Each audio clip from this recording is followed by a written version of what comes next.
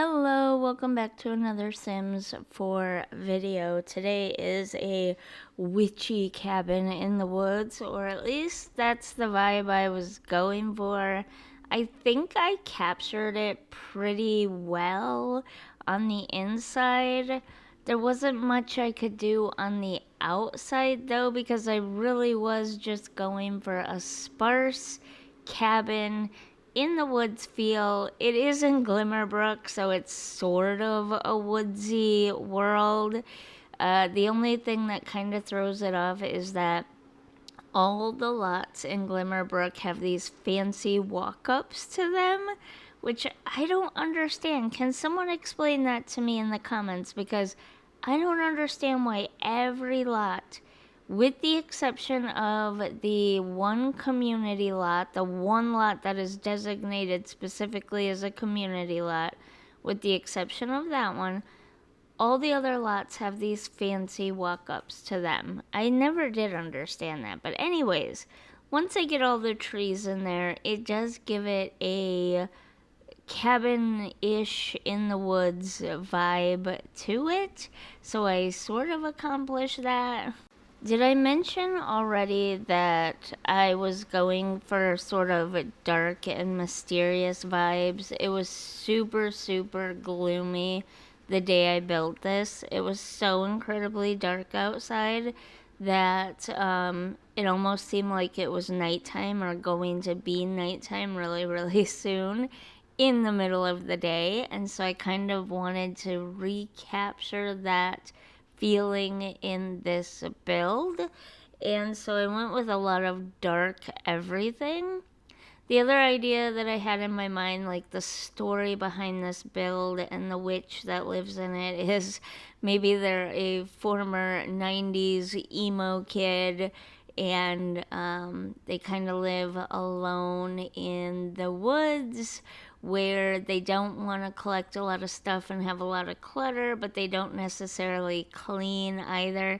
So the house is fairly tidy and it doesn't have a lot of stuff in it, but it's not necessarily like the floors look like they're a little bit dusty, that kind of stuff. So she doesn't necessarily sweep and mop very often is the idea. And she just wants to be, they just want to be left alone. They don't want people bothering them. And so it's kind of like this closed off little secret place in the woods. And I did have to use the vampire pack as well as the Realm of Magic pack because I needed vines. I did go back and forth between cottage living and the vampire pack, and I ultimately landed on the vampire pack because I figured possibly, probably, maybe, if people are playing with one occult, they're playing most likely with multiple accounts. Occults, sorry. And they would likely have the vampire pack then, if that makes sense. Whereas, yes, cottage living does also go with it, but there isn't. I don't know, maybe I'm wrong. Maybe there is more crossover with cottage living than vampires. You let me know down in the comments which way you would have gone. Would you have gone cottage living instead? Like, is there more crossover ability with cottage living and Realm of Magic, or vampires in Realm of Magic? Because to me, occult players would play with the occults, like all of them, more than they would a farming game, in my mind. That's how I see it. When I'm doing occult play, I'm not necessarily doing farming play. Like, those wouldn't be the things that I would put together when I'm playing occult style, but maybe I'm weird. Maybe that's just me. Okay, so time for random emoji. I'm just gonna slip these in at random places in the videos just to see Like, what parts of the videos people are watching the most? Is it the beginning? Is it the end? Is it like, are you skipping through to the middle sections a little bit and just kind of seeing how things are put together? Like, skip playing, skipping 2 minutes playing, skipping 5 minutes playing, that kind of deal. So let's do a random emoji right now, and in the comments, leave the woman mage emoji. It's like a little character with a purple hat and, like, I don't know, does she have a staff or a scepter or something in her hand? If you don't have that emoji, leave some kind of Halloween emoji, but otherwise leave that one in the comments. I just want to see how many people watch through the middle of the video this time.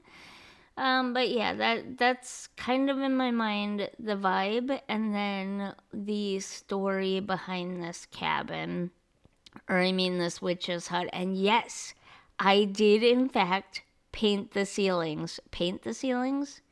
I put wood floor on the ceilings. I wish we had some actual ceiling things, like maybe just a lightly textured, almost like some of the walls, purely plaster, and those ones. I forget what the other ones were, but they're just plain walls and they come in a variety of different colors. I wish we had some of that for the ceilings, but obviously we don't. We have to work with the flooring for the ceiling, which I find a little bit strange, and I find a little bit strange they didn't include one single tile that was just lightly textured and then just came in a variety of colors. Like, that would have been so easy to add, right? And yet they didn't. So I'm kind of annoyed by that. I'm not going to lie. I mean, I can see how it happens.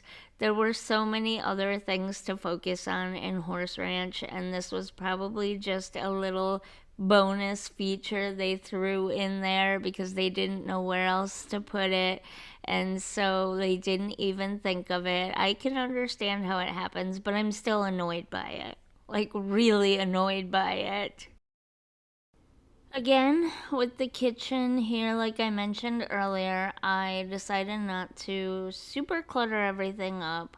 I do prefer the minimalist look, and I know most people don't, and that's okay. But this was for more practical reasons. One, I am I'm self restricting to just the base game, vampires and realm of magic. So there's not a ton of clutter items in those. We get more and better clutter items in later packs. But with these very early packs and the base game, there just really is not a lot of clutter items. And two, practical reason is that I wanted to leave plenty of space for your witch sim to make potions and have a place to put all of those potions and display all of those potions. And so I thought, what better place than on a bunch of shelves in the kitchen, right? I mean, she or he, I should say, sorry, they have two cauldrons, yes, one outside for doing particularly potent brews, but they also have one inside for cold days when they just want to make some mac and cheese and they don't want to go outside and do that.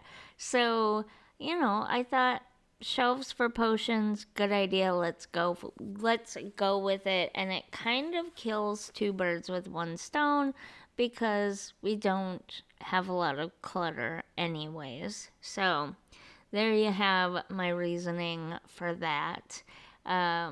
Once you see the screenshots at the end, you get a feel for what I mean by tidy but not necessarily clean. I didn't put any cobwebs or anything in here. I didn't think of it at the time. Maybe if I were to go back and do it now, I would probably add some cobwebs as well. But the flooring that I chose almost looks like it has a light layer of dust over it. And so my thinking was she doesn't have a lot of stuff. She doesn't have a lot of clutter, but she doesn't necessarily clean all that often either. You know what I mean? Like her shelves are a little dusty, her floors are a little dusty. She hasn't vacuumed her rug in maybe a century or two type of idea. So that's kind of the feel that I was going for. I also didn't include a ton of curtains. It felt weird not to put them in the bathroom, but I kind of had no choice because of the way the bathroom was set up. And it also would have felt weird to not put them in the bedroom because, I mean, you need your privacy in your bedroom. But everywhere else, I just completely skipped over them because I couldn't find curtains that I liked that fit over the windows properly, and because even though when you look from the inside out, you don't see the vines over the windows, when you're outside looking in, the vines are actually very heavy and they're very much covering up the windows. And so I thought maybe that affords your sim some of the privacy that they want and need, and we don't have to worry about curtains if you're more on the like semi-realistic side of things like I am. I think about detail. Oh, my computer.